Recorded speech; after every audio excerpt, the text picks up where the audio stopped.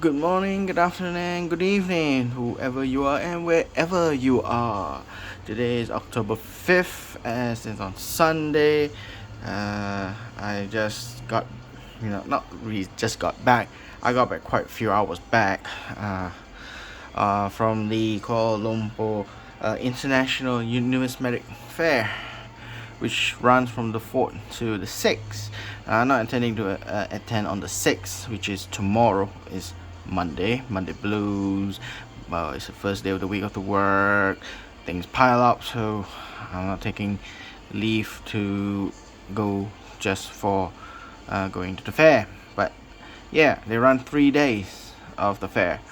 I think the reason they run it on Monday as the last day is because based on the previous experience, they have run it from starting on Friday, Saturday, and Sunday. And normally on Sunday, half of the vendors were already gone, disappeared. So to prevent such untasteful experience for those who are visiting the fair, which they have the time from Saturday and Sunday rather than on Friday or Monday, they diverted the last day on Monday, projected to be the least people coming to the fair.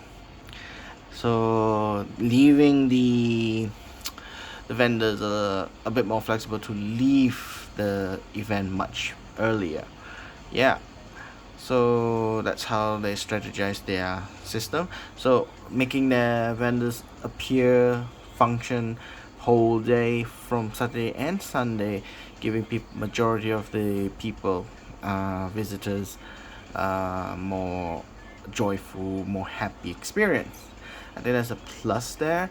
Now today, compared to the 14 and 13 and previous events, 15 is considered the most chaotic opening, I would say. Namely because of this card. Now this is actually just a normal bullion silver, 99.99% pure silver, from the People's Republic of China, with face value of 10 yuan. Of course, it's more than 10 yuan or 10 renminbi if you know what the drift coin value is. They encapsulate it in a card cities. So if you all have heard about it or seen it, there are only before this is actually a Kuala Lumpur edition card, which only 3,000 was made across the whole world. There are only 3,000 units. Each of the card has serial numbers. Now I have my serial number here. It's not really a pretty number. If you have a very solid number like 1111, 4444, 88 or 888, well, or 2222, well, pretty much you struck a gold mine if you're reselling it, because the demand for those people who want a perfect number is a dramatically high price. I bought it for 300 bucks, 300 ringgit technically. The current market, people are selling it at minimum, as I've said in my last video before on Friday night, two nights ago, is that the projection is 300 plus another 300 for grading, and then the total cost is around 600, and you want to make a profit margin of 20%, so it's roughly about 750 to 800 ringgit, and most of it as people are trading hands for the price of 800 ringgit actually. Now after the numismatic fair is over, we will see a cascade down, probably goes down in price or goes up, which we do not know, depends on the demand.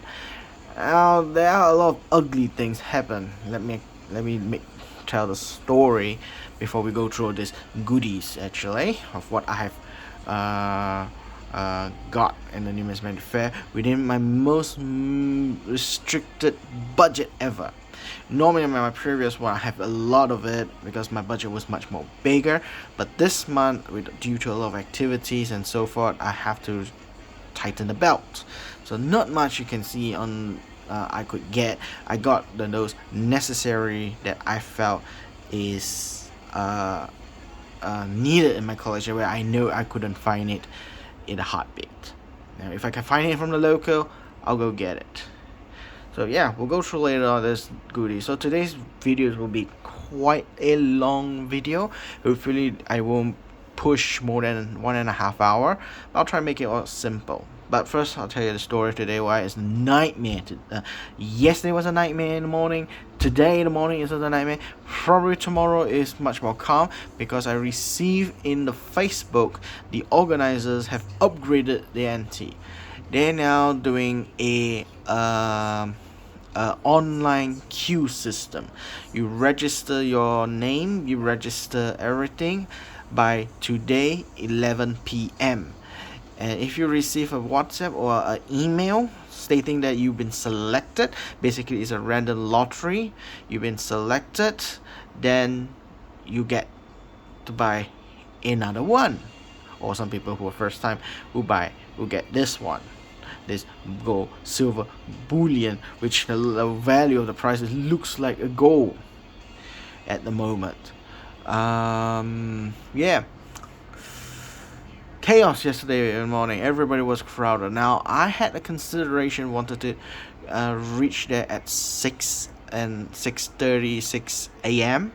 Then I was thinking, probably won't be much crowd because nobody that interested. So I don't want to spend sitting there for hours until 10 a.m. where they open the hall for you to go in, just to get the first come first serve basis scenario, which it is on the first day and yesterday and today. Tomorrow there will be no first come first serve basis. It's all on the digital lottery tonight. So those of you who are watching and then manage to see it, if you're in Malaysia, you're local and you're actually intended to get this tomorrow, bear in mind you need to register online before today 11 p.m. today, and you'll get an email or WhatsApp. I'm not too sure about that. If you receive it, congratulations, you get to buy another one, or you get to get this lovely 10 silver coin bullion for a mere price of 300 ringgit. If you don't receive anything, sorry, you're not able to get it. And if you're thinking tomorrow you can go there and line up again, think again. They don't accept it because you need to get the email stating your name, your IC I believe, and your verification from online email stating that you have been chosen. So they're going to a lottery system, and at this moment of time, rather than first come first serve basis. The reason they do that for the tomorrow in this situation, because yesterday and today it was chaotic. There were hundreds of people lining up, squeezing each other and so forth. Originally when I arrived there, I arrived at 8:30, which is roughly less than 2 hours before the door was open, and there were already huge line in the at the lobby of the hall. I was like shocked and I was lost because I didn't know where the line started, and I was very lucky, in some way unfair I would say, is that I lined up at the last person to in the on the queue was actually near the entrance, because they have gone zigzag. From the main entrance of the hall, they go zigzag all the way to the end, and then zigzag back to the front, to the back of the hall. So I was on the third round. There were first, second, and then third round back to it. So I was at the third round of the curve at the entrance. So I was exactly about, I would say roughly 3 to 4 meters away from the main entrance to enter the hall. And then roughly half an hour, all hell broke loose. Everybody started to panic and so forth. And people noticed that suddenly people, it looks like somebody's cutting queues and so forth. Then everybody broke the line and start rampaging into the main entrance. I was lucky. The queue suddenly disappeared. I was lucky I was in that front of the position, so I've already made my position at the front. Regardless, starting from around before 9 a.m., more than about an hour before the doors open, the fair is open, it was totally how do I say it? No queue. It was chaos. Everybody was lining up. I mean, not lining up, crowding into the entrance there, and we by body to body, and it's a suffocation. Some people who has not experienced for me, I have no problem because I've been to Comic Cat in Tokyo. I've been to Comic Fiesta. I have been to long time ago. I've been to San Diego Comic Con. And in Australia, I've been to the Sydney's Comic Convention, Melbourne's Expo, anime convention too. So I've been to a lot of the convention. They have huge crowd, more than this numismatic crowd. It's just that compared to other the previous past numismatic fair in Kuala Lumpur, in KL, this year was exceptionally huge amount of people because there's only one thing and one thing they want: this coin. So I'm going to go through that one item as the first thing to show you. So it was, back to the story. Like the crowd was cramping each other.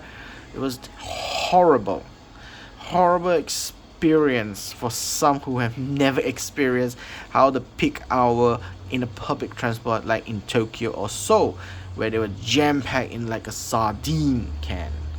So yeah, some can't take it, some never felt body to body contact, so it was very uncomfortable for people. For me, since it was already in body to body contact, so I actually took a nap or just sleep. So I let my body relax and go, and without being fall to the floor, because you're not able to, because you have people supporting you from the front, the back, and the side, so that's impossible for you to fall to the floor while you're sleeping or taking a nap. So I did that, literally. I did that before when I was in Comic Cat. Actually, I did that before, which is the second time actually I do it. So yeah, it was chaos. The problem that I find, now here's my comment: the organizers did not expect to have this because they never seen it before, they never experienced it before. So give or take, I understand in their position. If but they arrive, the organizers probably arrive around 9 o'clock in the morning, 1 hour before the function is open. The fair is open, and yeah, they just suddenly realized it, and by that time it was already too late. The crowd was already disarray, no order, no structure of fairness and so forth. Everybody is really literally first come first serve fight kind of scenario. Some people argue this has become unfair because some of those who came early, there are those that I've heard they came so early, they literally started the lineup at the hall from yesterday, like on Friday night, 11 p.m. or 12 midnight. They have lined up. That's 8 on literally 10 hours, 11 hours before the convention is open, the fair is open. They were lining up. Some majority came at 4 a.m. 4 in the morning, 6 a.m. probably reasonable because I was having consideration to come at 6 or 6:30 a.m. to line up, but somehow I was very lucky in my position as I came around 8 o'clock in the morning, and it was lined up right at the front of the main entrance on the third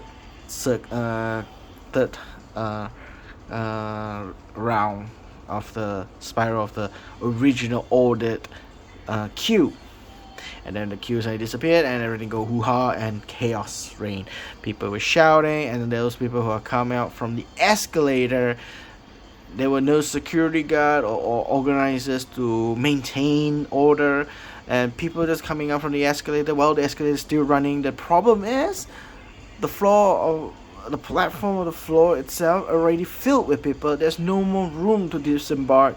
Everybody just fell down from the escalators because it's overloaded, so they have to go down to the floor and they have to so-called line up at the floor below and so forth.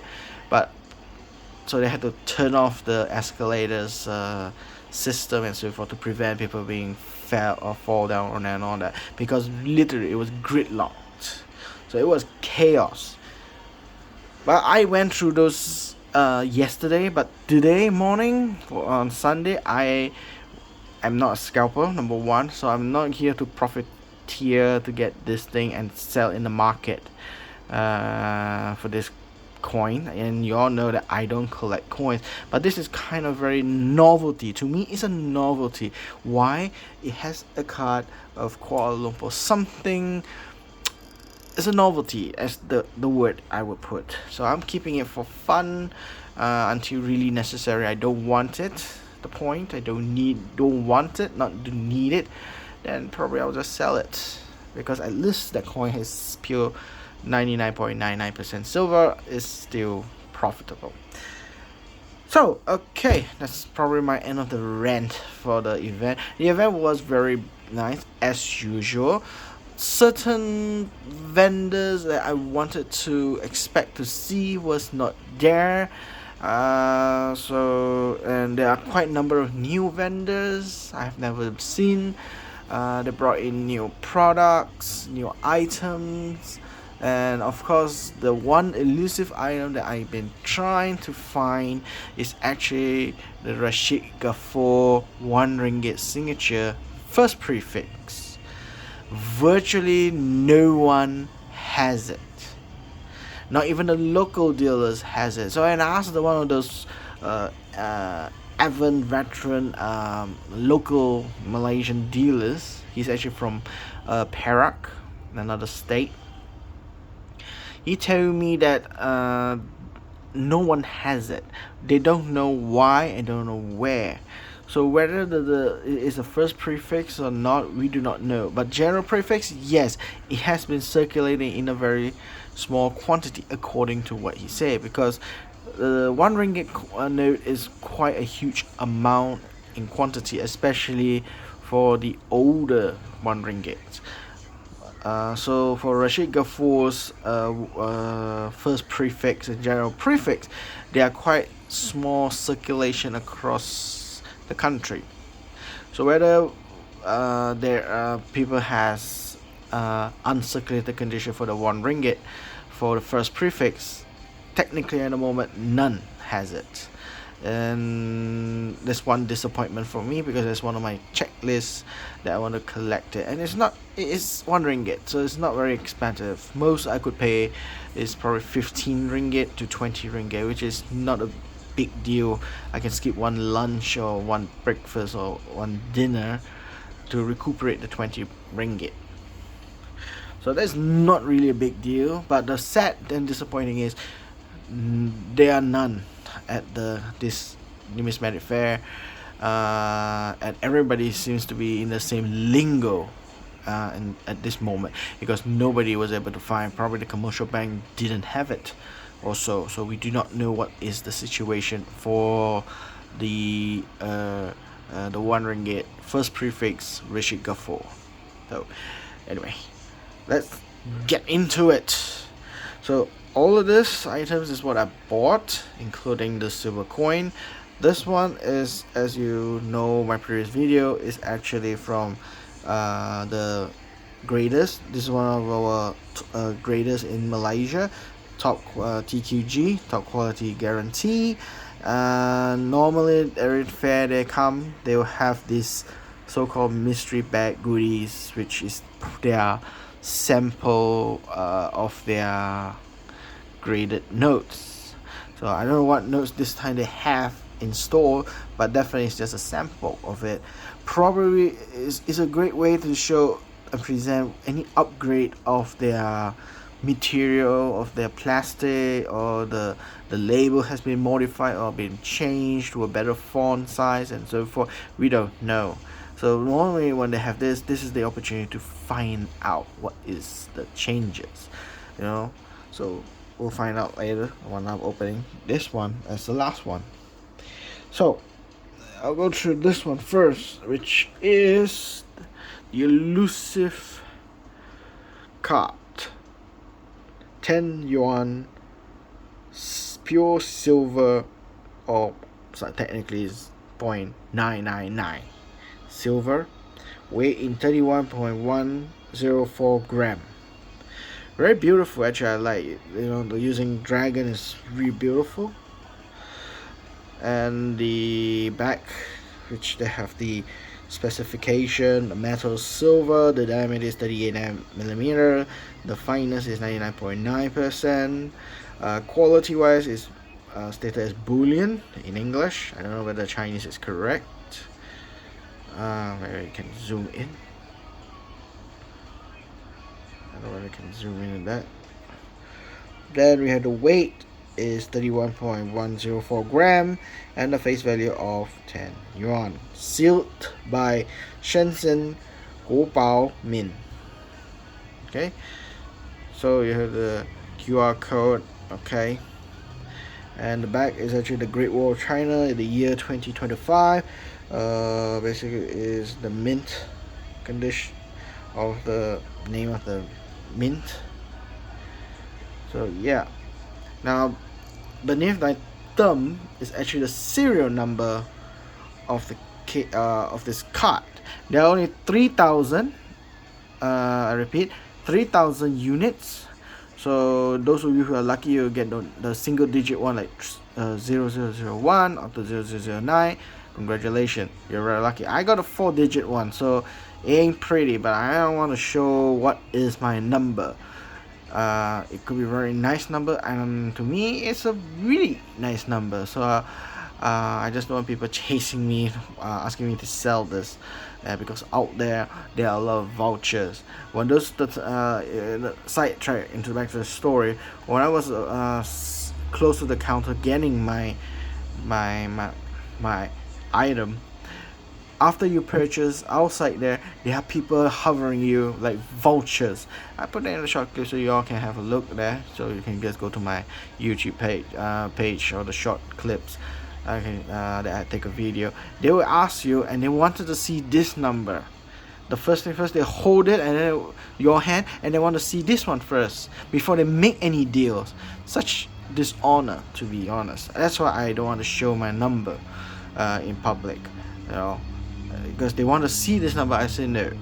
Okay, they were vultures. They will force your hand and they will want to see the number, and then they'll make an offer to you. If it's a very big good number like 88 or 888, they will offer you 10,000 or 20,000 probably. I don't know who hard that could be, but anyway, the way they manhandle you, that I've saw how they manhandle people was not nice. I don't like it.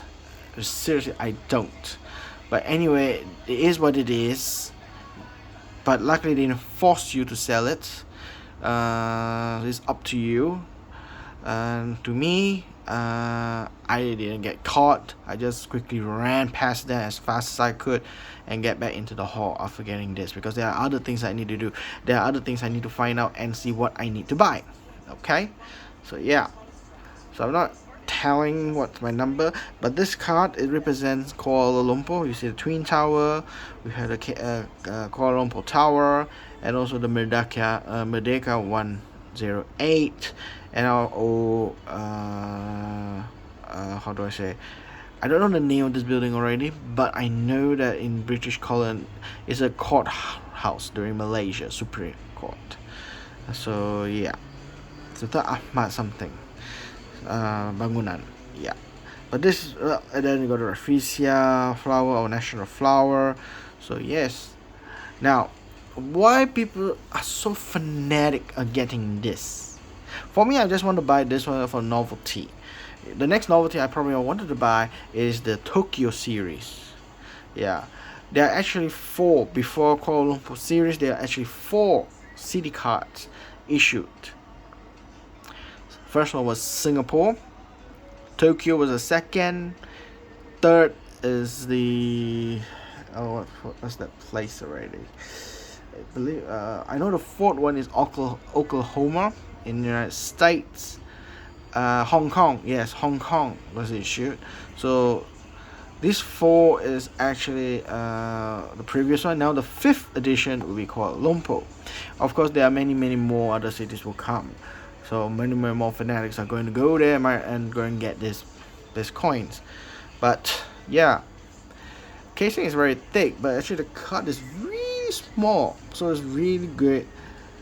It's bulky, but it's really safe, so the card won't get damaged, especially the cardboards and the color and so forth. So actually really effort in the protection. I really like it, and yeah, it's a great novelty, to be honest. Really great novelty item to keep. Some might keep it for investment, some might keep it to profiteer it. Scalpers, yeah, I know you out there, profiteering like hell, I would say. Just like Pokemon cards, the scalpers there. Now we have scalpers for bloody coins. It's just madness, just utter madness on this. So yeah. Now why is this fetching high? Because a lot of the previous in the Hong Kong auction, there were some able to collect this set where the serial number all the four series are the same, totally the same number, and they fetch in the auction reaching over 10,000 ringgit to 12,000 ringgit. Some even better, if you have 8 and all of them have 8 same numbers, okay, or double 8 for all 4 lot of them, those could sell more than 50 over thousand to 100 over thousand. To be honest, those numbers are quite crazy, because that kind of price bidding does not justify the value that is being made to create this. It's obscene money being burned. This is actually bought for 300. Now I see in the market at the moment they're selling around 1,200, 1,700. It's ridiculous price. Now by projection it's costs, and honestly you only make profit 20%. You'll be selling about 800. That would be a reasonable price, I would say. If you don't grade it, yeah, it goes down to 300. So you probably make about 500 as a sale. So you make about 100, 200 ringgit after you bought this 300. If you don't grade it, like mine, I don't grade it. I didn't grade the first day issue, which a lot of people recommended to do that, because the first day issue is only 1 day grade. Okay, just only 1 day they only able to register. So that was yesterday. Today they don't have the first day issue. It will be a normal kind of encapsulation and grading system, which is unlimited. So the first day issue has more money if you are looking for first day issue, and hopefully you pray to yourself you might get MS70 out of MS70. If you get 69, you will cry, because there will be a lot of this kind of things in 69 and 68. Plenty for those who are minted by the mint and is encapsulated. You either get 90 or 69. You get 90, 70, correction, 70 or 69. So it should be 70, then you're worth the money. If you get 69, your grading worth shit, worthless. Okay, because there's a lot you can get in the market with 69, not 70. So if you're lucky enough, you get 70. Perfect for investors, perfect for scalpers, perfect for profiteers to sell, because you can make money, a lot of it. For me, I don't give a damn about it. I just want to keep this one as a novelty, and that's it. That's all I want. So yeah, This is the grand prize at the numismatic fair this year. I hope the next year during April or so, March or April, the next fair. Oh, sorry, probably May, actually, April or May, when they have the next fair, they don't come out something this kind of event where you can go buy the limited edition kind of things and so forth. It's just making the crowd crazy. The coins already itself crazy. Now they're gonna make something new. I hopefully it's not another bullion coin like this. It's just gonna be pain in the ass. But anyway, I've got it. It's a novelty on my collection. Not gonna sell it. Another one, I didn't buy it, but finally through the journey since early this year to the almost 10 months it took. 10 months. Finally the journey has ended for this one. Now I actually got this one about 3-4 months back, but the problem is the PMG graded my note with the wrong watermark and the wrong pick number. The regular one, which is just a star watermark, is pick number 872. Those are the common ones in the market and they were very cheap. I found out and discovered under the block 159, okay, this Roman number block, the watermark is actually stars and wing. Now the PMG call it stars and wing. The Chinese call it stars and clouds because it looks like cloud. Actually, the watermark looks more like sorry, not clouds, a seagull. And some of the other graders, they call it cloud. Some looks the Chinese one, if you read in Mandarin or in the catalog books for specific on the Chinese banknotes, they call it star and seagulls because it looks like a like a bird, but they translate it to seagull. I don't know why they picked the seagull or they just say birds. Yeah, some people call it clouds. I think it's more reasonable to call it clouds rather than name it wings or birds, seagulls and kind of thing. But finally, they, at least PMG admitted that they make a error. They've checked it again. Took them another 4 months. So I got this note 6 months later after I submitted, and I got it back. It was a mistake. I argued with it. Luckily, after 4 months, I got it back correct. So the value of this note has actually tremendously increased. I have no shame, I would say, and I will admit it. When I got this note from auction, it was very cheap. Okay, for its condition, because there's a tear right in the middle here. There's a tear, but the overall condition of the note, the color, minimal stain, I think is really good. Even the remark is just tear. It's not even say stain. I see stains, markings. So for its condition wise, I am very happy to keep this in my collection. And I don't know when I can find another of this banknote with stars and wings. For every note you find this one, you will find the other one, the one with the stars only, the open star type. There is probably around 6 of it out, or 8 out of it out of 1.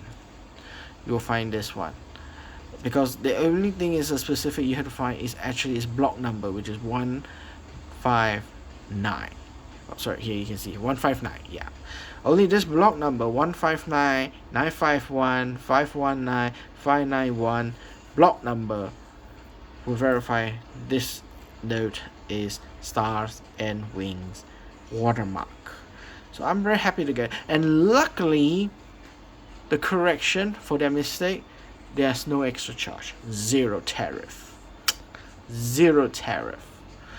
Got it back with a good correction, exactly what I wanted, for 0 tariff, 0 cost, which is a very good thing, because who bears the cost for the airfare, the import and export? So PMG make it a right decision for what they're doing their services. But in the future, whether I send it to PMG to America, so long as under Donald Trump and his tariff policies, that would be difficult.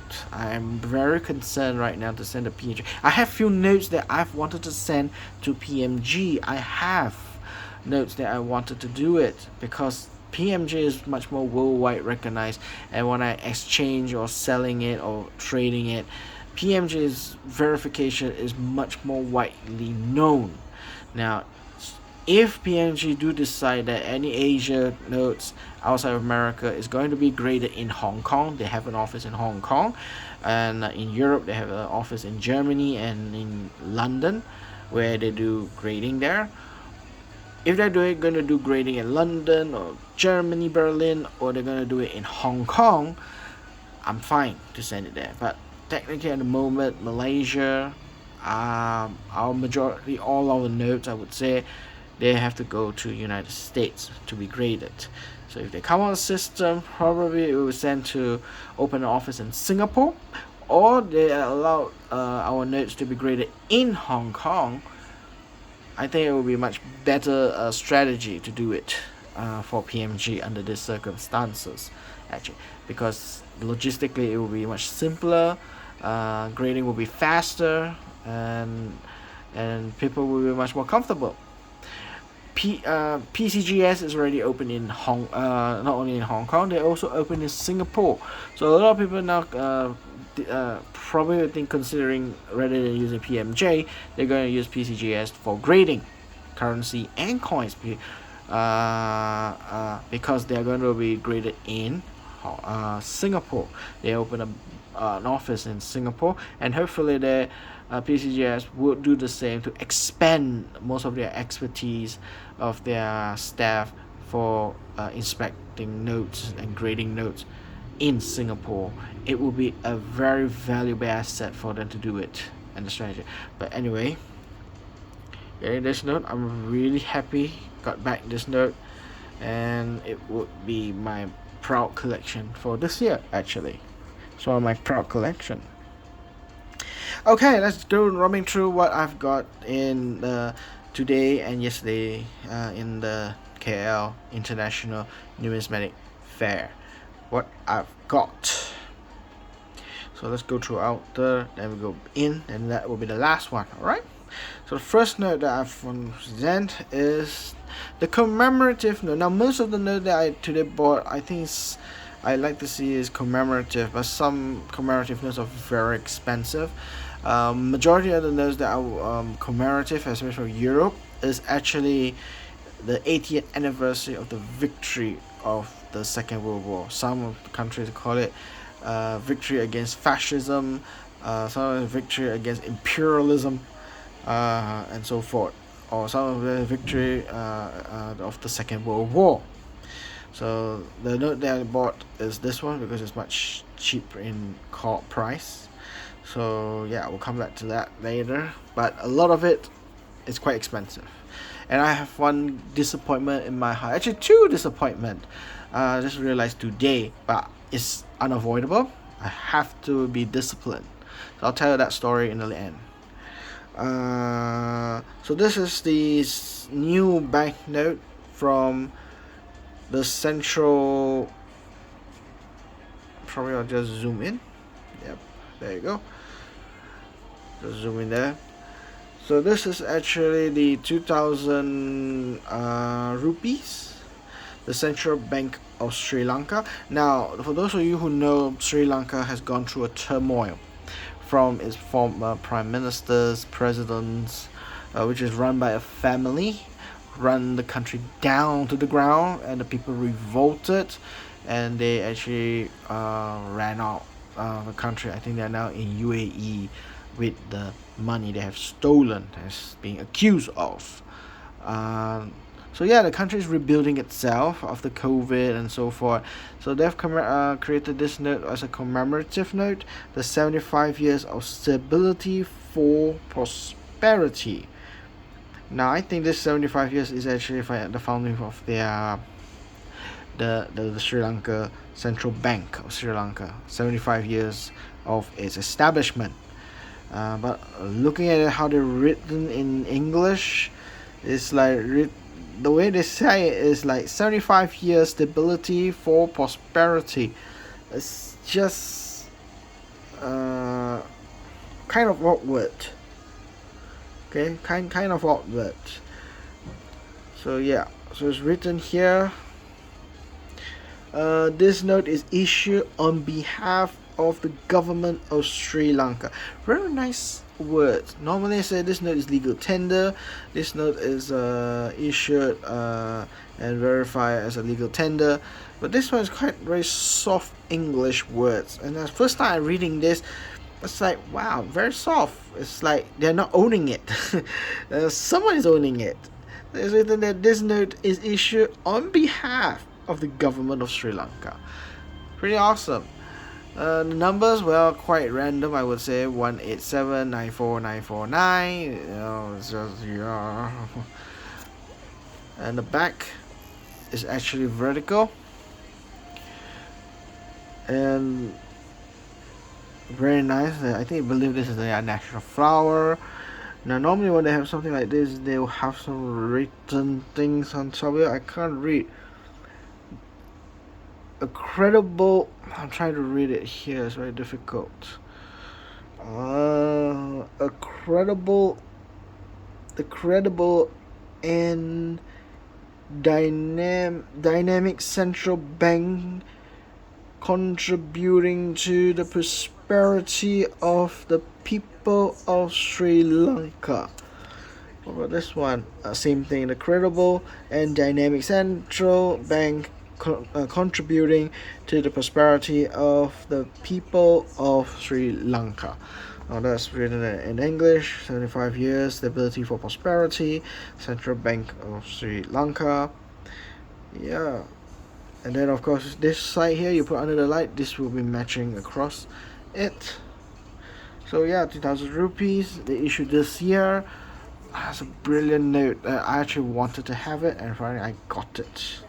So it was not expensive, reasonable price at 50 ringgit. I got it for 50 ringgit, so it was a really reasonable price, I would say, for something that I won't be seeing people selling this at the moment of time. So yeah, now once I put the note, I'll put it one side front. Now the next one is another commemorative note. I got two just because the number, and probably will give one as a gift to my partner. So you can see the last number is actually 800, so the rest are different. I got two notes with the same 3 number at the back. Now, what I love about this note, I'll just show one. What I love about this note is its hologram. You see that hologram? I don't know whether you can see it, but they have made the hologram. You know, the bird is right on the front, and the background here is literally look like a background, like there's a depth in distance, like this is front and there's a back.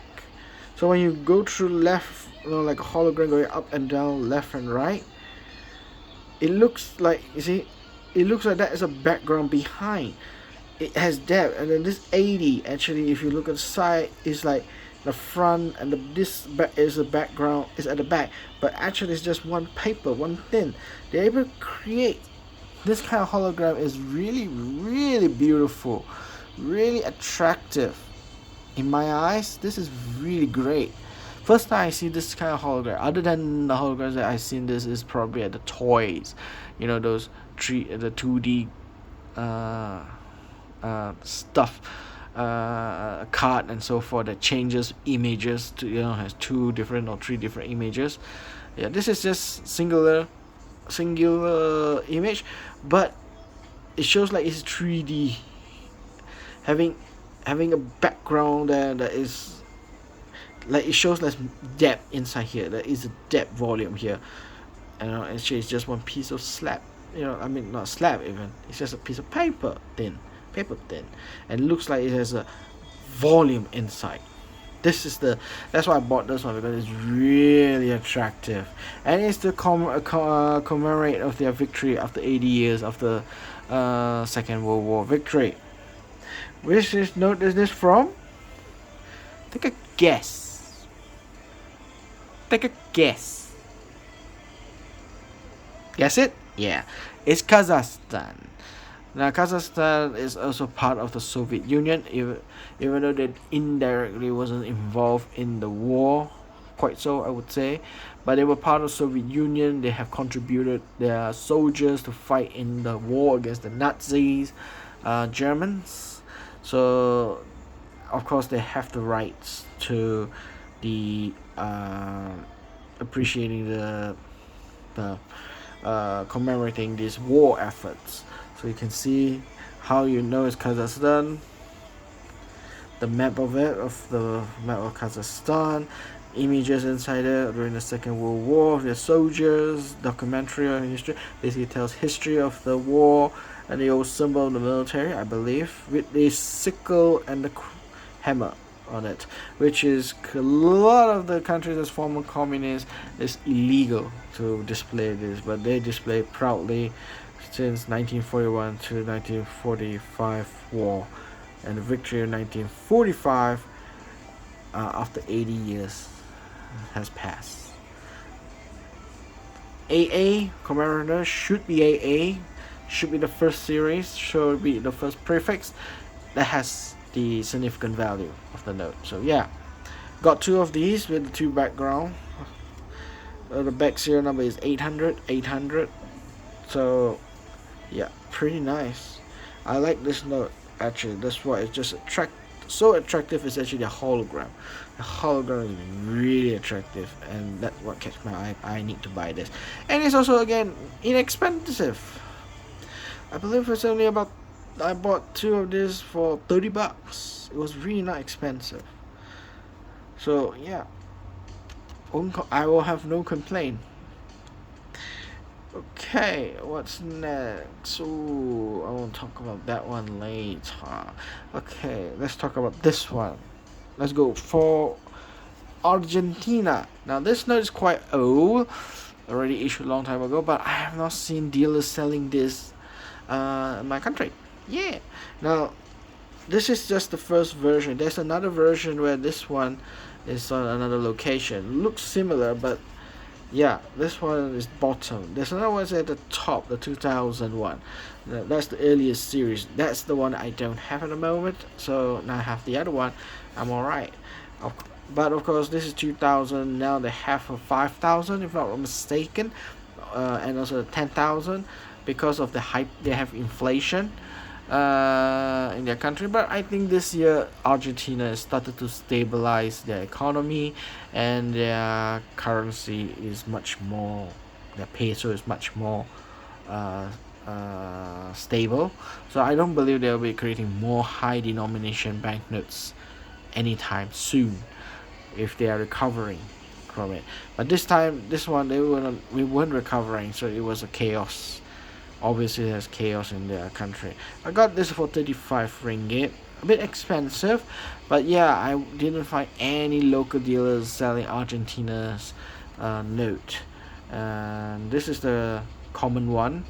The other one is more rarer one. Yeah, it's just very easy that the numbers are actually at the top. I remember something is at the top. Whether the back is actually the bottom one or the front here is this one at the top. But that's the difference actually. That's how you differentiate. The rest they look the same. Everything, the color pattern, the person, the portrait, everything looks the same. It's just the position of the denomination is in a different location. Yeah. So this is the second one. The first series one, that one is still, I'm looking for it. Now when they come out this note, these notes are really soft and thin. You know, it won't hold up on its own really good well. It's a really soft note, and I'm not too sure why they have a very soft note. It's kind of make it look like really cheap note. I would say make it really look like a cheap note of it. But yeah, it's a note that I'm after. It's a note that I get. So pretty much that's Argentina. Right. Let's go to the next one. Ooh.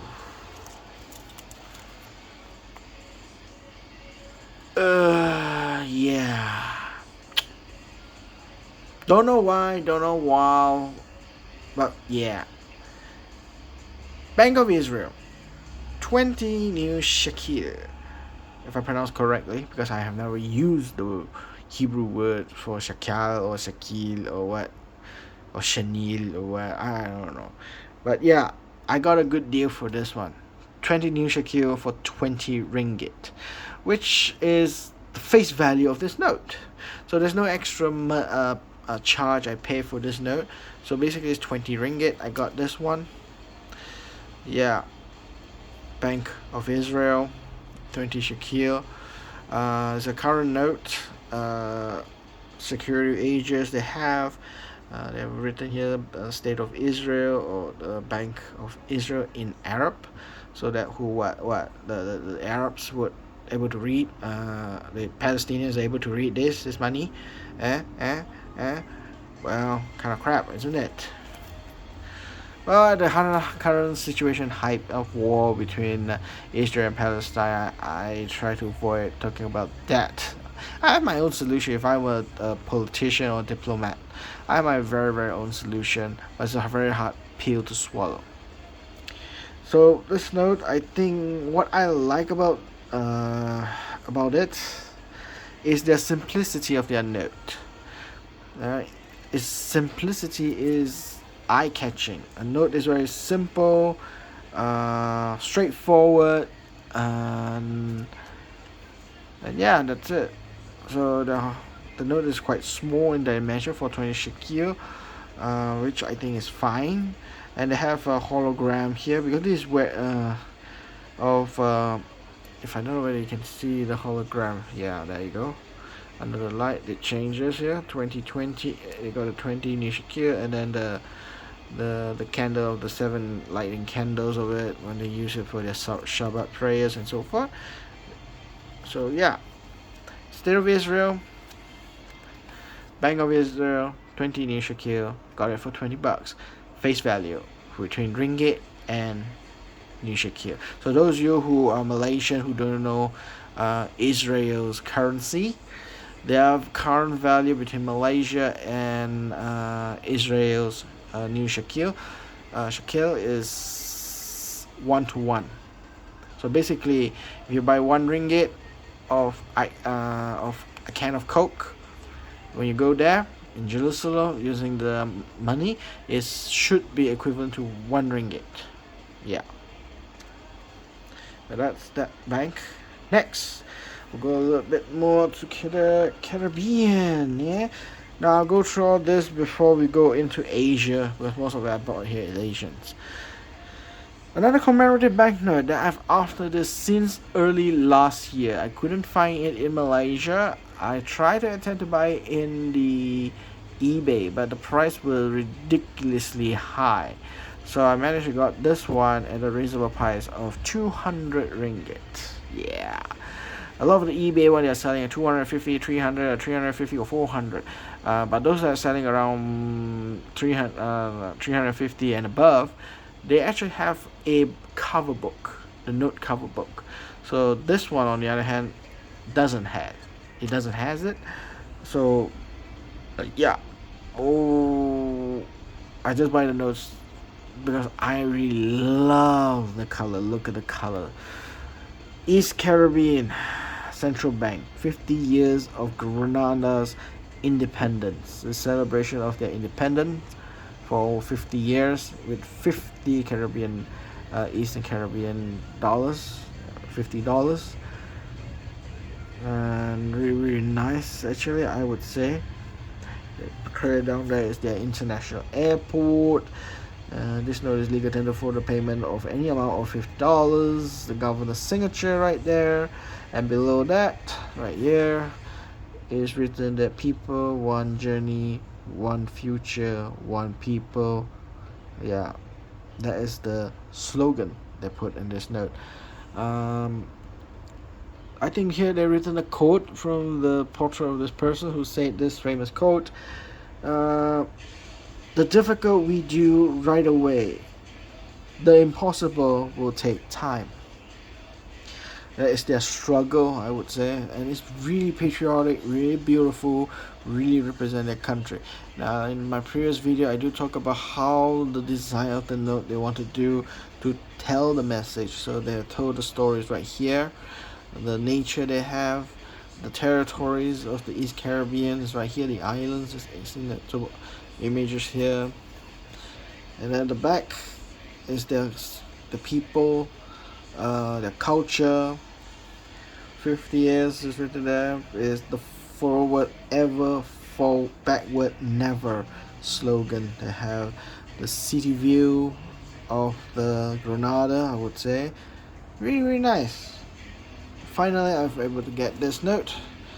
It was very difficult to find this note, really struggled to find the right price, so finally I got this note at the right price. So yeah, keeping this one. So a little bit of commemorative notes I've got it. This one, now I managed to get only the 10 Zimbabwean gold.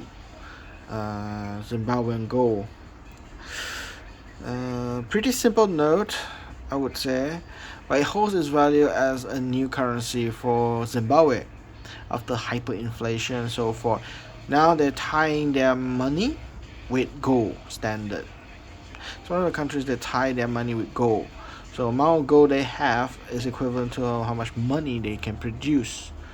So hopefully it works well, so it holds up their value. So this is just 10 Zimbabwean gold. So it's valued with gold. Everything looks simple. The image of gold smelting, creating the bullions, the gold bars. It's really simple. And then there's a QR code for you to verify this note is original. I mean, even the QR code, you can just make it. When you got this one, I can copy and paste it, and you get a QR code for it. So I don't think any special about this, I would say, unless this QR code connects to this serial number, then it's a lot different story. So the only thing that maintains as a security is a security silver thread here. Watermark is very simple. I think it can be made. Everything looks really simple. But yeah, I only got the 10 Zimbabwean gold. I was not able to get the 20 Zimbabwean gold. The dealer didn't have it. Yeah, I mean he has it, the 21, but you had to buy the stack. 100 pieces. I don't want 100 pieces. I just need one piece for my collection. So yeah, I have to wait next time to get the 20 Zimbabwean gold, and hopefully there will be another denomination coming in. You know, the 50 and 100, or you know. I was just hoping for that one to come in, and I'll get this to match back my Zimbabwean gold set. So yeah. Reserve Bank of Zimbabwe, 10 Zimbabwean gold. Alright, next we'll go into China. And then we go into Korea, I got one. Well, you know what? Let's go into Korea one first, because since it's the only note. Now, this one just cost me, as you can see, that is 25 ringgit, but I'm able to lowball the man to 20 ringgit, so save me 5 ringgit. So yeah. Now the reason I bought this one is because this is the missing. Now they have the same design, but they have two versions. One is this, the blind man spot, and the bottom is empty. The other one is a blind man spot with the printing copyright at the bottom here written 2002 copyright, and also copyright here at the words here. So I got that one in my old collection. So luckily that I've noticed this note is actually empty, so I have to buy this one to fit in my collection as the two different variation, different type printing. And actually they're different is also their serial number. The one with the copyright 2002, they don't have their characters at the front. It's a number, and 3 of the characters is at the back. This one has a 2 character front, then the numbers, and then 1 character in the back. So it actually highlights the difference right here, how they arrange their serial number, and the image at the bottom, whether it's clean like this, or the other version is with the copyright 2002. That's the 2 variations. So I noticed, I recall in my collection, I don't have this one, and they're virtually inexpensive. I would say 25 ringgit is very inexpensive. If you say face value 5,000 won to ringgit, yes, it is very expensive, because 25 could at least get you to the point nearly 8,000 to 9,000 won, because 10,000 won is about 30 about 28 to 30 ringgit to get 10,000 won. So having 5,000 won and you pay at that price is like buying a 10,000 won face value note. But yeah, for its condition wise, surprisingly, it's really good. Now I found this one not in the album or kept properly. This is just in the chuck in the bin situation. There were basket, and then you just go through rumming through, noodling through all the basket or the item, and finally I found one. This one I was very surprised. So eventually I got this one. Now let's get to the Chinese one. I got this one. I found this unique one. Now this is inexpensive note based on the pick number, but I can assure you this note is really hard to find at this moment. Really hard to find. This Central Bank of China, originally printed for Shanghai. Actually, this part here, if you can see, they have actually overprint with the pattern of like a flower or like a tree kind of thing at here at the top. This one is supposed to be written here. Original printout is Shanghai, Shanghai, Shanghai, and Shanghai. And then in the middle here, they're supposed to put in the words here, because Shanghai is the main branch. The design they're trying to do is that the main branch is in Shanghai, which the note is printed, and the main branch of this note to be circulated across will be written at the cities here. So that's the original design. But after the Japanese invasion of war, Shanghai fell to the Japanese hands. It was occupied by the Japanese at that time in the Second World War. So the bank doesn't operate there. They have moved it to the new capital at Chongqing. Chongqing. So they still print as originally is supposed to print, which they printed Chongqing or other branches, but since the main capital has moved to Chongqing, they printed Chongqing. Shanghai has fallen to the Japanese, so they overprinted and cross out the Shanghai like this. So in the back, which is in the English, you can see really clearly at the word Chongqing. Behind the original print of the purple is actually spelled Shanghai. So they cancel that one and overprint it with Chongqing. So this note actually indicates it's only printed and used during the Second World War, fought during the battle against the Japanese, where Shanghai has already fallen, and the new capital is in Chongqing. That's where you see the notes during this era. There are 2 types of note. One is empty, they have no branch name, and one with a branch name which is only in Chongqing. Now, the reason they have the system is because outside of Chongqing is a way of control the note value. So while you're in Chongqing, which the economy is still running very well during the time with the Republic of China, that's why they set up the capital there. They have notes like this is in control. So there's no foreign notes, especially when the Japanese try to vastly print this note and distribute it to be used across Chongqing. It would actually devastate the economy. So this is one way of system they actually use as a control point. Outside of Chongqing, they won't be using this note. This is only valid in Chongqing. Outside of the Chongqing area, which is under Republic of China's control, not the Japanese controlled area, they use the same note, but normally is blank. They don't have the word of the city. They don't have it. So the note is that value, but no branch, no nothing. It's blank. So it will be empty. So you see some of those notes like that. Plenty of those, because that is used in Republic of China's friendly territory, but not Chongqing. So this is a control note being used in Chongqing, and is only found in Chongqing. Majority of the note, of course. That's what I'm saying. So yeah, this is one way say that. So this note, olive color in the front, very typical at that time of the design. They use a lot of the guilloche design patterns to avoid counterfeiting.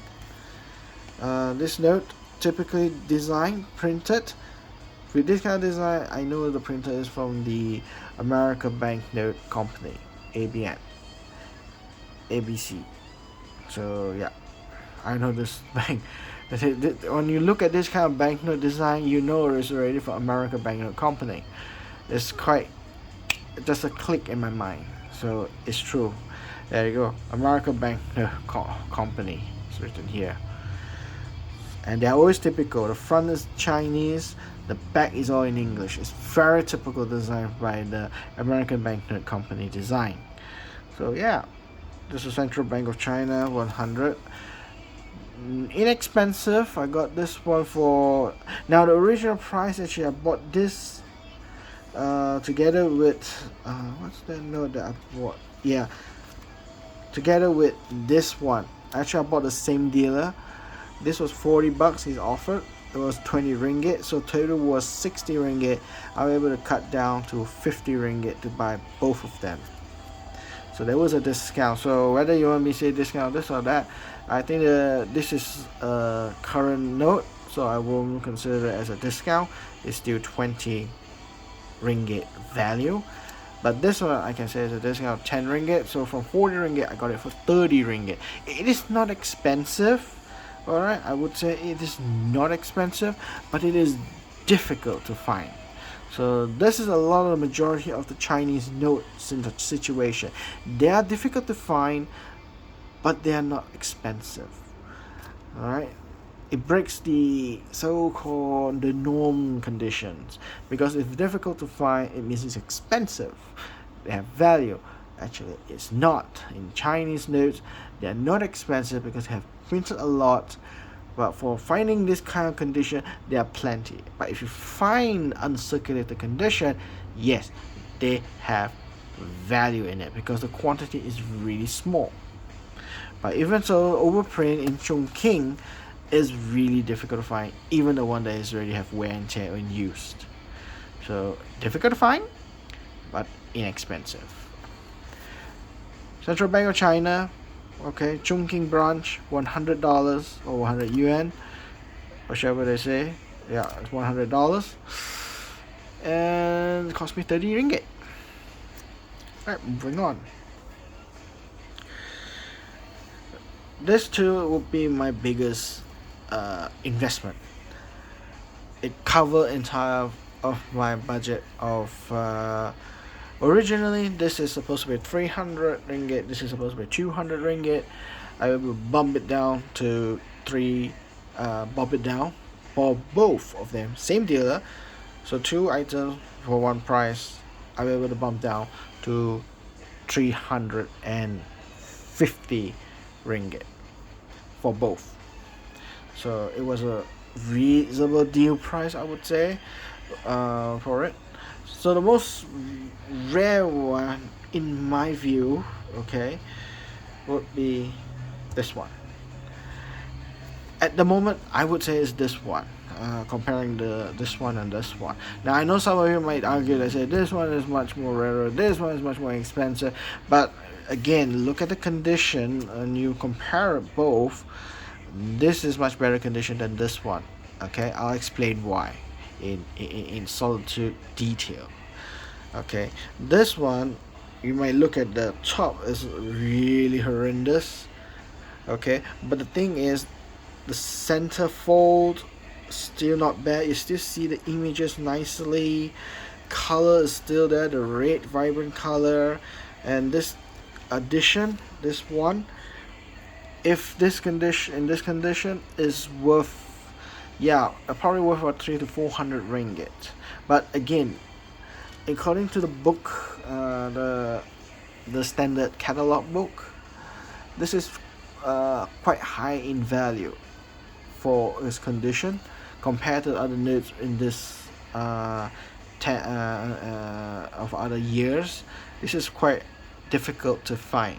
So the question arises for me: should I get it in such a terrible condition? But the drawback that I would say is, because it's hard to find, should I just skip this opportunity to get it? It's simply that answer that, I might just well get it. At least I have it in my hand, in my collection, although it's in a very bad condition, quite say very good condition or fine condition. I don't know whether it's fine condition or not, but yeah, I wouldn't argue it, because if I miss this purchase, I won't be seeing this probably for a long time, and probably I'll find another one is way too expensive, because according to the pick number, the value for it is really expensive. They go up to at least the minimum price at 200 for good, 200 ringgit for good, and extremely fine is probably around 400 US dollars. That's about 1,000, 1 2 3 4, that's about 1,600 to 1,800 ringgit. So this is quite rare, and book does have decent value of it, so that makes me why I would want to buy this. So that's one. Just put it here in display. This is printed in Shanghai. They have multiple words, Shanghai here. So yeah, this is one of those rare ones. Now the other one, this one is a 25. Now this is also rare, from Bank of Communication. Both are Bank of Communication, which again you all know that I'm actually this year collecting Bank of Communication, Central Bank of China, Bank of China. Central Bank of China is the custom gold unit that I'm actually aftering.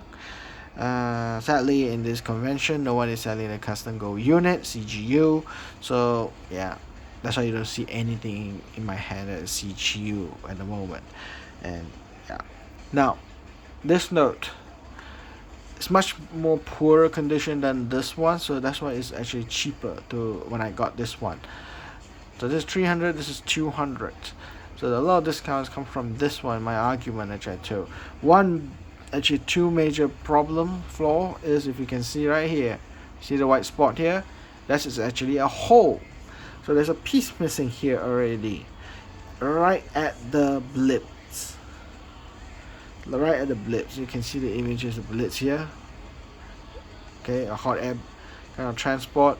Not the Hindenburg, but the Hindenburg was the only one that used as a mass transportation between Berlin to New York. So there's a hole right here missing. The note is actually missing, and another one is missing a piece right here at the corner. But to me, this missing piece is not very chaos for me in the collection, because it did not cross over the print.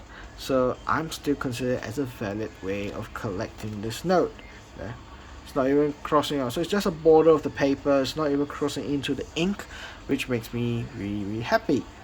Other than that, somebody already, mortifiedly, I would say, they have graffitized the note. Somebody wrote their Bank of basically Bank of Communication, written there 25, and 2 lines here and a dot here, ink. Somebody have inked it, and this area is supposed to put in the brass. Again, is blank during this kind of period of year, which is 1941. Again, this note is used outside of Chongqing. So the establishment of the Bank of Communications also doesn't have any influence in Chongqing.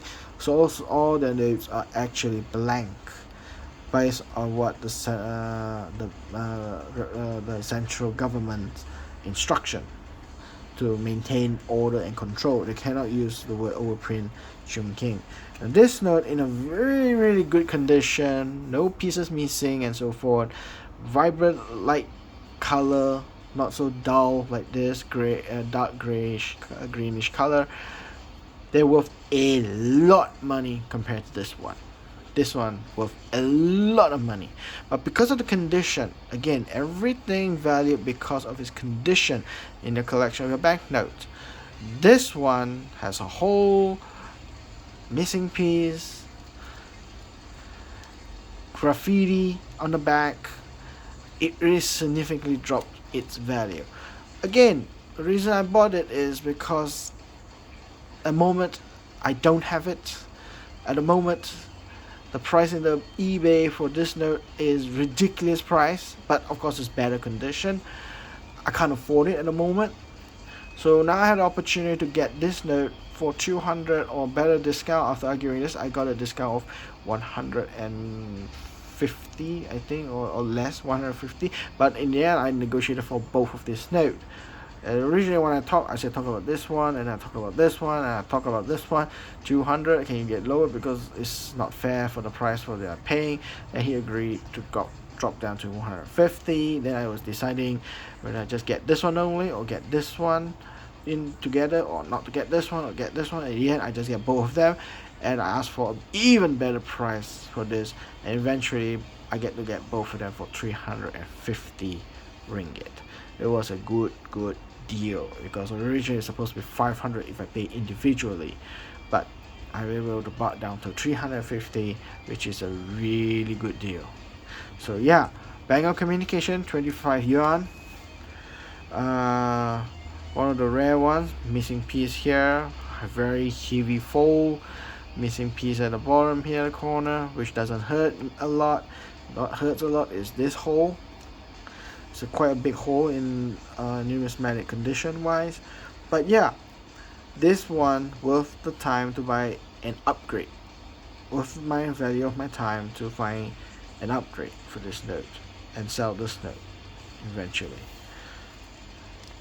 So yeah, this is the two notes, Bank of Communication. Two of them are very rare to find, and two of them it will be in a good hands, under my good hands of my collection. Yay! Next will be Japan. Now, you all should all know that these two notes, I've got it already. Why am I getting another one? Number one, this is for upgrade. Number two, this is a very lucky find. And that one is, that one I'll talk about later as the last one. I was not supposed to buy this one, but eventually I got it because the price was right. So let's talk about this one. Why I got this one? Because it's an upgrade. Uncirculated condition, the last series, double prefix, navy blue color. Now, if I check back my catalog, I'm only actually missing is a single prefix blue color. So this one is considered for me as an upgrade from a from a very extremely fine, from a very fine choice, I would say, to an uncirculated condition. So it's an upgrade. I would consider this as an upgrade. Look at that. No fold, no square. Everything is all in a great condition. It's not damaged. Everything color, no stain, no nothing. So the portrait, everything is fine. And especially Japanese banknotes, once you have fold, the fold is horrendously forever be there.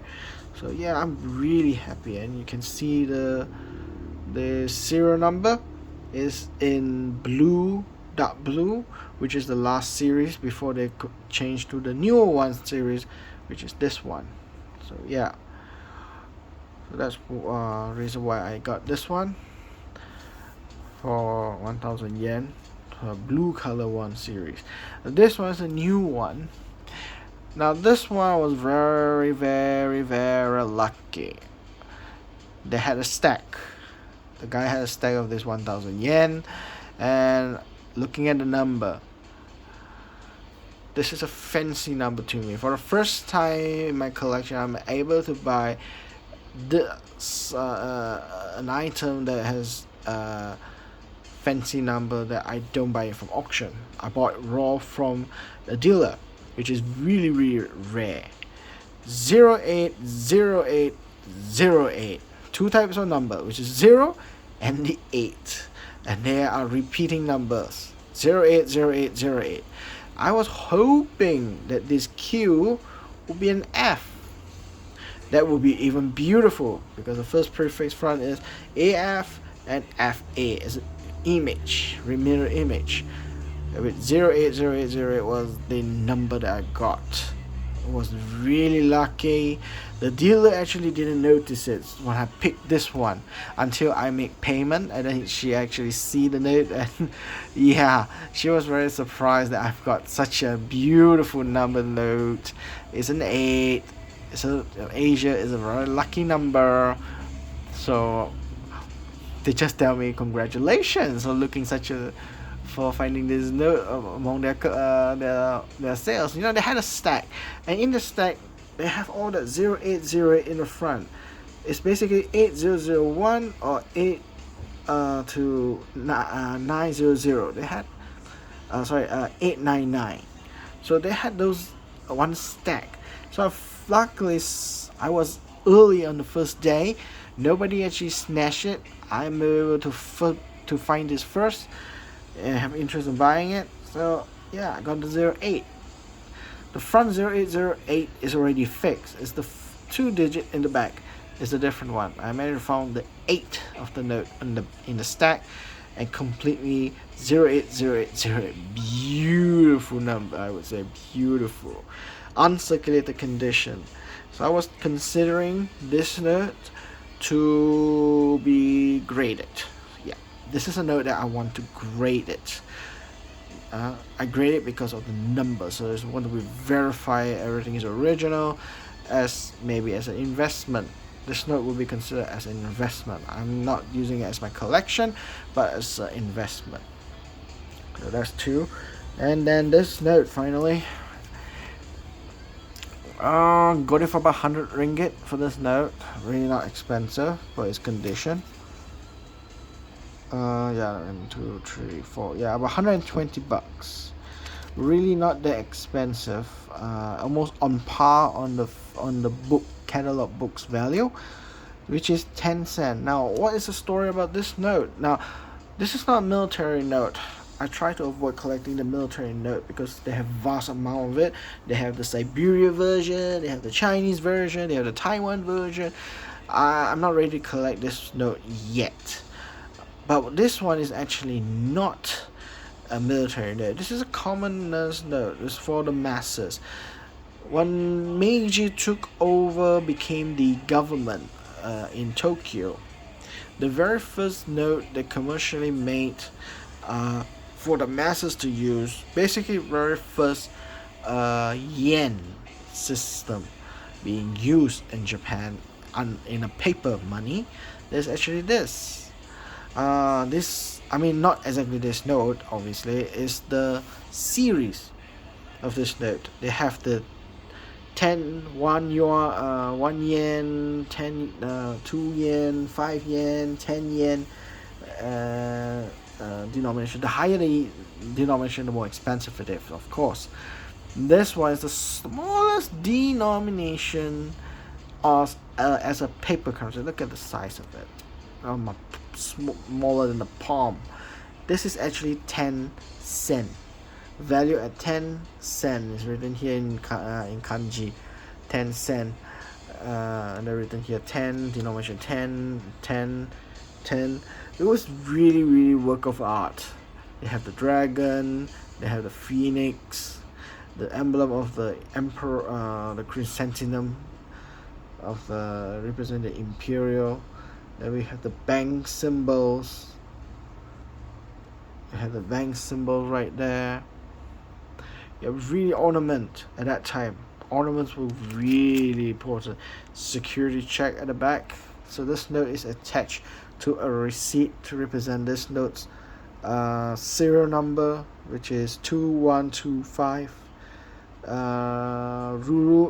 Roroi, Basically in Japanese it's called roroi. So there's a serial number, and a stamp one side here and one side there. So when they verify it, whether this note is original, they'll bring it back and they'll check in the book, and then they'll match the receipt on the other one, whether the stamp is full or not. That's one way. The other stamp, the other ticket, they will have this serial number on it, and then there will be one stamp to verify it. So the serial number must be the same, and the stamp must match back the other half side together. And then in the middle there's another, it's not a stamp, this is actually a print onto it. So yeah, intaglio print with 1010 with the phoenix. It's really elaborate print, actually really elaborate, with the phoenix and the 10 flowers, really intricate. I really like it, but the condition so gray, the colors are so hard to see it, but what I can see as overall is really nice. So eventually this is considered the first note used for the public. This is the 10 cent. Of course they have other denomination of the series. This is one of the first series they use. Other than the Shogun era or the feudal era, those long piece of paper, thin, small, that's a monhatsu. Monhatsu is the very the old system. I'm talking about, this is a modern system. The modern banknote started from this as a first series. Then they come out a modern series which they've interpreted similar to the United States design, because they hire foreign engravers and printers, again America's banknote company, and they printed a similar like American pattern, so everything looks like American, but the words, the stamps, the image is Japanese. Here's the history of Japanese, the victory against the Mongol invasion, blah blah blah. Those notes are really rare and expensive because they have limited number of prints. So a lot of it is in this kind of condition, really poor, like fair, fine condition, very good condition. It is really difficult to find. Even it's extremely fine condition, EF is really hard to find, let alone uncirculated condition of those days notes. Really hard. Even this one is very difficult to find at those extremely fine and above. Really difficult. Most of it is already worn. People who kept it after using it for so many times, circulated, it became like this. This is the common one, and their price is still in the right price if you want to collect it. So there you have it. Those are the items that I've got from the convention. Got back my note there. Got the value of the coin one. What do I see inside here? Well, let's find out, shall we? I haven't opened it, so I don't know how it looks like. What is the notes here? Don't throw that one. Let's open it.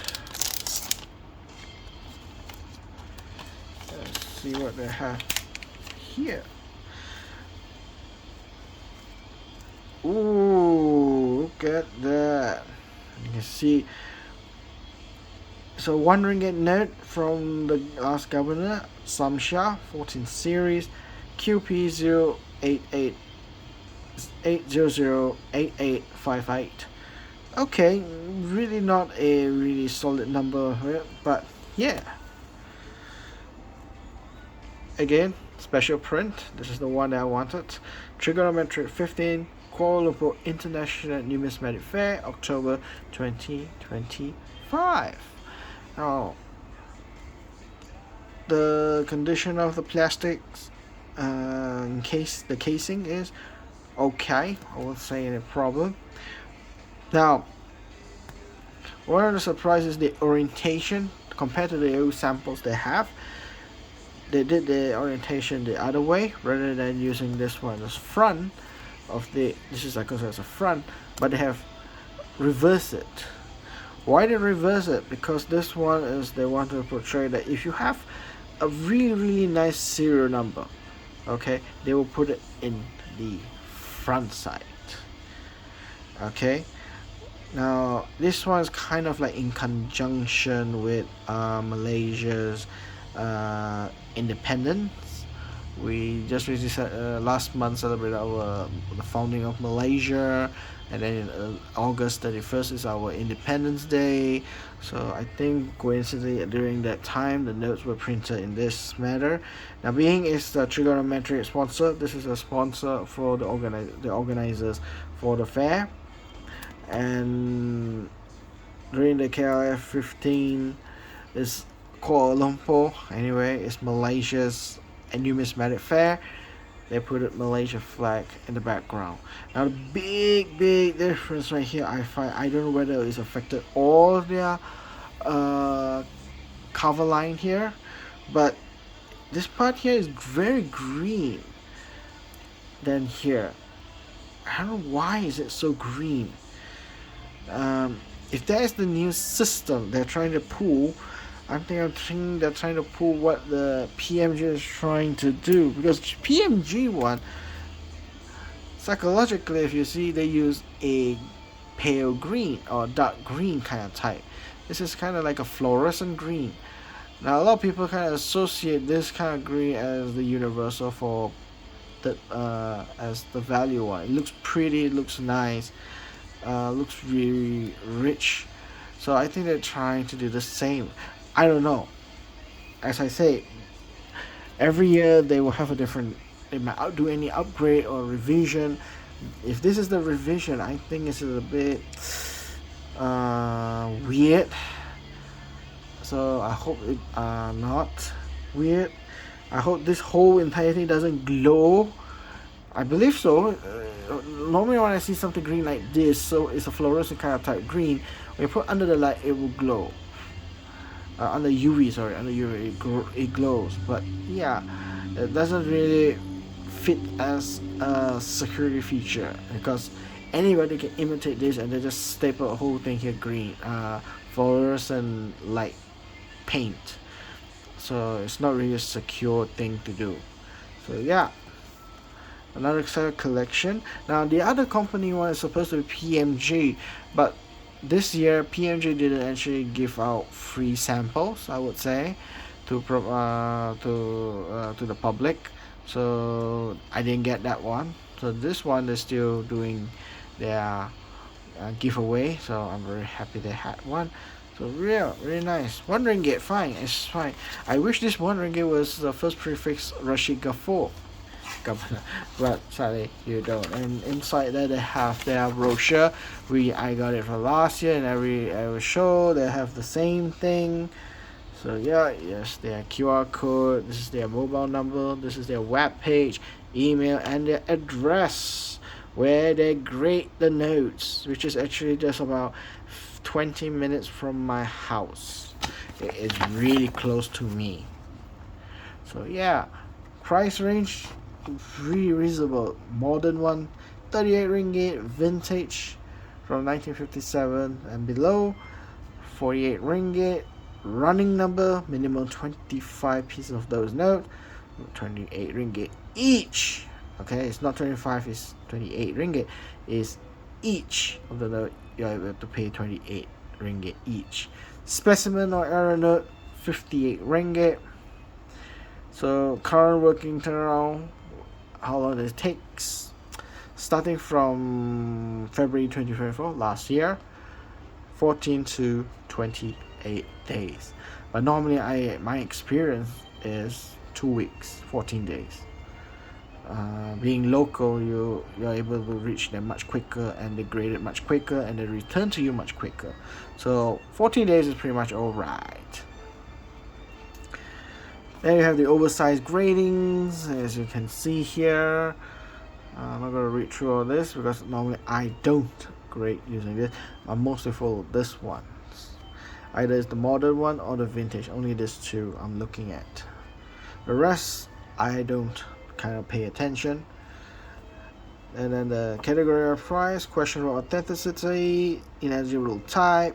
They have QA, it's considered as questionable authenticity. Here you go. QA, ineligible type, IT, This one will cost about 10 ringgit. We will be charged, depends on the category. Alter notes, AN not genuine. CT, which I have few notes from them, is CT. I actually bought the note that is already graded as CT, which is a US dollar, counterfeit US dollar. So that's CT. Not suitable for certified NC. So yeah. So category choice, you have to pay for the price you hear. I think you have to add another $10. Probably you have to add another 10 ringgit. I don't know. Or that they reimburse you this and they only pay 10 ringgit. Probably that is much fairer. Who knows? Then they have size references and then special requests. If you have special requests, now I haven't tried their special requests actually. Custom logos, word plus tier, you add 5 ringgit. Crossover or regrade, same as the tier price. Okay, that means you have to pay the same price as what are they here. Let's say I want to crossover from PMG to TQG. Okay, and the note is actually the modern, then you pay $38, and then you request crossover and or regrade. It's the same as tiers, so follow this price. The other one is express service, which is 10 working days if you want it fast. Okay, tier price plus 10 ringgit extra. So let's say you want to have a rush, 38 plus 10, that's 48. That 48 plus 10, that's $58. So if you want to have a rush, to me, being local, and this TQG is quite is near my house. All right, near my house, so I am not bothered about the speed of it compared to PMG. So this one I can confidently say that within 2 weeks I will get it back. So it's extra 15 days. Doesn't make any much difference to me. What I like to do is this custom logo. I haven't used this one, their services.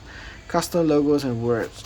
What they're trying to say is custom words and logos, you can do this. This is a custom logo. That's why the sample is right here. So you can see how the product looks like. This is a custom logo. This is a Trigonometric house, auction house. They are the sponsor for the organizers for the fair. So this is your custom. You give them the logo, they add it in, and they'll make it out for you. And custom words. These are the custom words they can put in here. So this is not the standard one. This is uniquely of the word for the fair. So that is a price for plus 5 ringgit, which is really reasonable if you want to do something really special. Really special. Crossover getting is another thing. So I'm probably wanted to try this special request, one of these products. Yeah, I just want to try that one. So yeah, that's all I have for my notes. Yeah, so yeah, that is all I have actually. What I bought, what I've got, the fare was fine, except the nightmare in the morning. I would say that is really nightmarish happen in the morning. So yeah, hopefully it will not repeat ever again in the future, I would say. And hopefully I would say next year I will find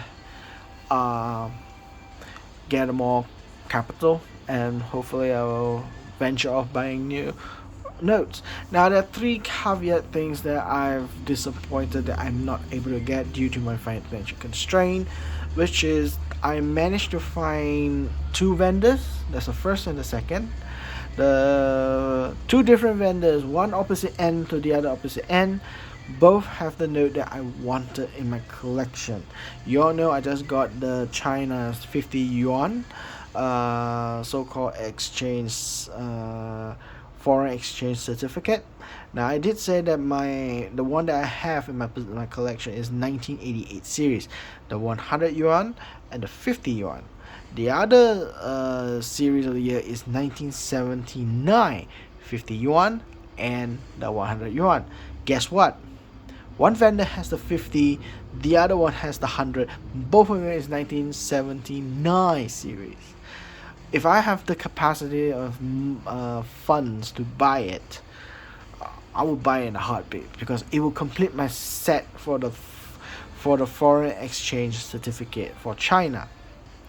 But again, right now it's still considered missing piece. Those are the two missing in my collection, and hopefully in the future I would manage to find it again and get it. So I didn't get it today, sorry. Hopefully next time I could get it. Depends on the capacity I'm willing to pay or not. Because this type of notes are quite high denomination and they're quite expensive.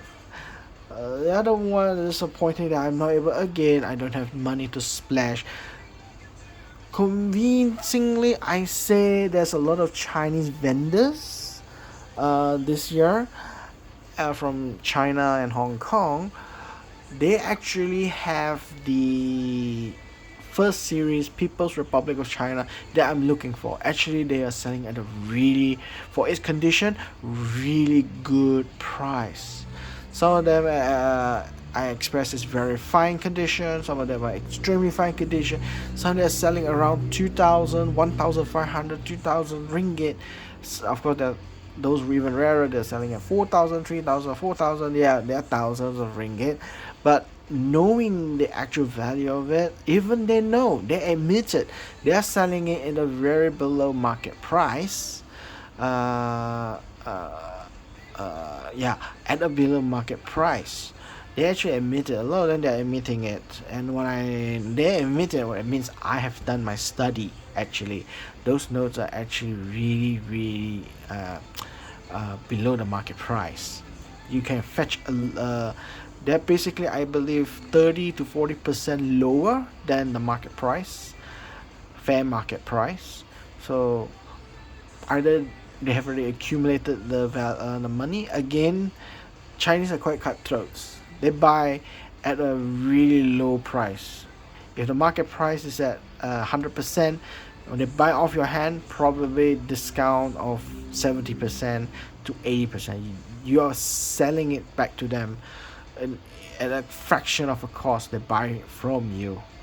And when they sell it at 100%, or they sell it at 100 and to 200%, I would say, double, triple, depends on the market's condition. This one is one great example. This coin, they're selling it back to the public about 300 to 400% of its original cost value. So really, they're very cutthroat. When they make money, they make a lot of money. And when eventually the People's Republic, the first series, they were not able to sell it because people can't afford it. They reduce the price. And I noticed when they reduce those price, I noticed they reduce below the market value price. Some of them are 20%, those rare ones 20%. Some of them are very nicely not so inexpensive one, but yet expensive, I would say.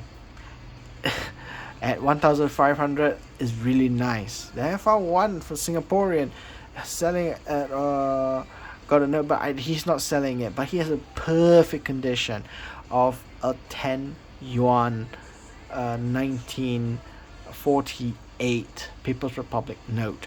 Oh, it was so beautiful. It was, I think that note is worthy as a extremely fine choice. I won't say a about uncirculated, I would say EF choice. He has a very beautiful note. I admire that note that he has. The color, it looks still white from his original print. The paper condition was good. So yeah, I was really happy. So those are the things that I've disappointed. Beyond that, chaos from the early in the morning, but everything is fine for me right now. So yeah, that's it for the fair, and that concludes the numismatic fair in Malaysia for this year until next year. The next fair, probably the international fair, will be held in Singapore or in Hong Kong the end of this year December. I know Hong Kong is gonna have one. I believe so.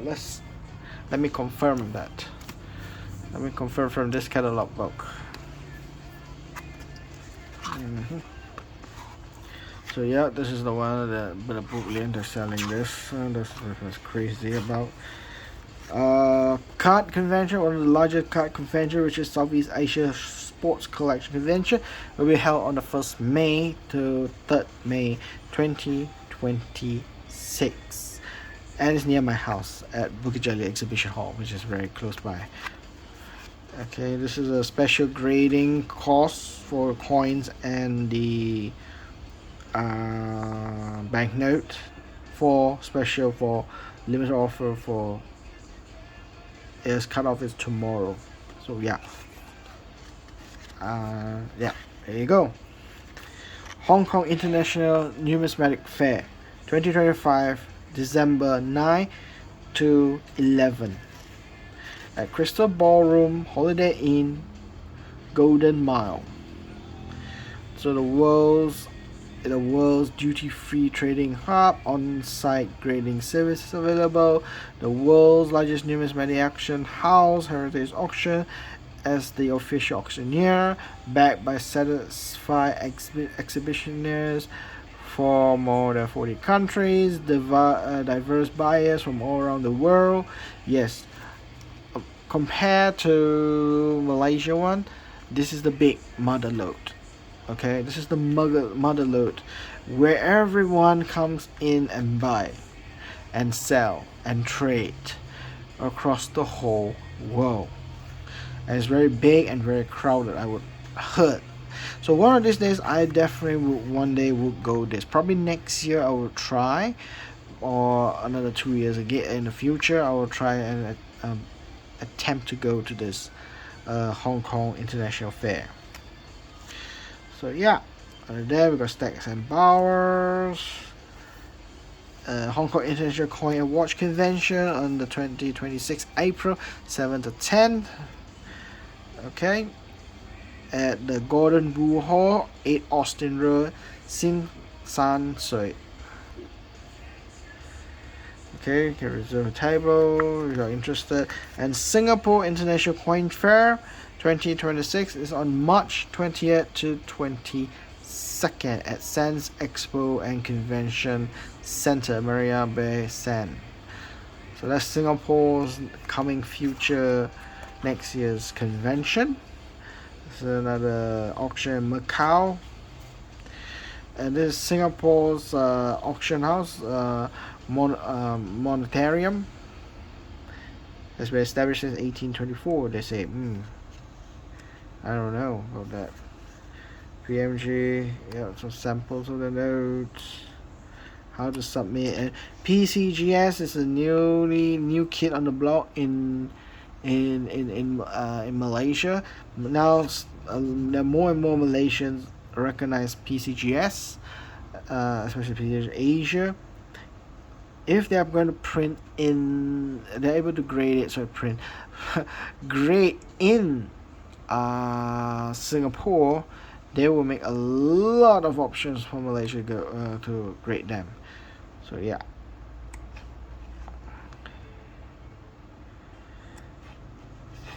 And yeah, that's it. And the fair for the exclusive in this year, yep, that's the coin one, which is this one. So yeah, that's it, everybody. Thank you very much for your view. If you have any comments or anything, just do write it down there in the comment side. If you want to see my future videos, do subscribe and give me a like, give me a thumbs up. A